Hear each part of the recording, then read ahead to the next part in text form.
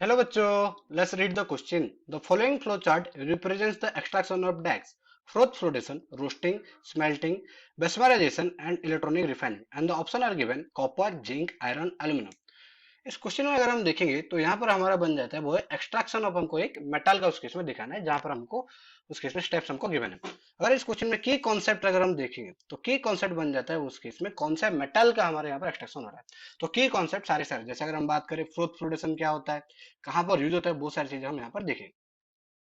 अगर हम बात करें पहले अगर फ्रोथ फ्लोटेशन की, तो फ्रोथ फ्लोटेशन यूज किया जाता है जब हम उस केस में ओर से जब हम इम्प्योरिटीज उस केस में रिमूव करना चाहते हैं। अब इसमें क्या किया जाता है कि जब ओर और इम्प्योरिटीज में हम यहाँ पर डालेंगे ऑयल एंड वाटर उस केस में यहाँ पर ऐड किया जाता है और जो ऑयल है उस केस में वो अटैच हो जाएगा इम्प्योरिटीज के साथ, जिसकी वजह से जो इम्प्योरिटीज है वो उसके वाटर के साथ फ्लो हो सकता है और हमको मिलेगा सिर्फ और सिर्फ और हमको देखने को मिलेंगे।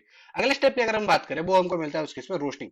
तो रोस्टिंग अगर हम देखेंगे यहाँ पर क्या किया जाता है कि एक्सेस ऑफ एयर में उस केस में यहाँ पर हम गर्म करते हैं, जिसकी वजह से क्या होगा जो जितने भी और है उसको हम रिप्रेजेंट करेंगे उस केस में उसके रिप्रेजेंटेटिव ऑक्साइड में उस केस में यहाँ पर लिया जाता है। और जनरली यहाँ पर हमको देखने को मिलता है वो होता है सल्फाइड और उस केस में होते हैं।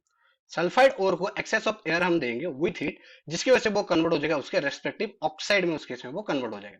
अगले स्टेप हमको गिवन है स्मेल्टिंग। तो स्मेल्टिंग अगर यहाँ पर देखेंगे तो यहाँ पर क्या कहा जाता है जो सल्फाइड और हमको जो हमने कन्वर्ट किया है वहां पर दो चीजें, पहले हम करेंगे पार्शियली उस केस में हम ऑक्सीजन देके उसको हीटअप करेंगे एंड उसके साथ हम फुल ऑक्सीजन देके हीटअप करेंगे। तो इस प्रोसेस पे स्मेल्टिंग पे जनरली सारे सारे सल्फाइड और होते हैं और यहाँ पर हमारे दो है वो है कॉपर और आयरन उस केस में होते हैं, क्योंकि जिंक और एल्यूमिनियम का उस केस में हमको सल्फाइड और देखने के चांसेस कम होते हैं।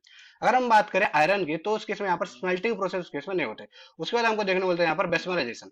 बेस्मराइजेशन अगर हम बात करें तो बेस्मराइजेशन यहाँ पर यूज होते हैं हमारे उस केस में यहाँ पर जो ऑक्साइड मिला है उस केस में ऑक्साइड जहां पर हमको थ्रो स्मेल्टिंग मिलेगा उसको हम कन्वर्ट करेंगे प्योर, उस केस में हम मेटल में उसको कन्वर्ट किया जाता है इन द प्रोसेस ऑफ बेस्मराइजेशन। बेस्मराइजेशन यहाँ पर कहां पर उस केस में कन्वर्ट किया जाता है, उस केस में उसके जो ऑक्साइड हमको मिला है जो हम उस केस में बिफोर स्मेल्टिंग मिला है उसको हम कन्वर्ट करेंगे इन देयर मेटल के फॉर्म में यहाँ पर हम लाना चाहेंगे।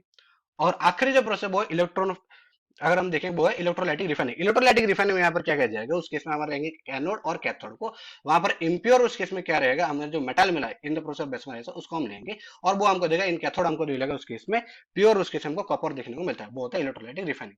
अगर इस चारों प्रोसेस की बात करें froth flotation, roasting, smelting, bessemerisation and refining, electrolytic refining, वो होते हैं सिर्फ और सिर्फ कॉपर में उस केस में यहाँ पर यूज किया जाता है। आयरन की अगर बात करें फ्रोथ फ्लोटेशन होगा, रोस्टिंग होगा, पर इसमें यहाँ पर नेक्स्ट स्टेप आ जाता है वो है हमारा बर्नेस का उस केस में यूज किया जाता है। तो इसी वजह से यहाँ पर हमारा आंसर हो जाएगा कॉपर।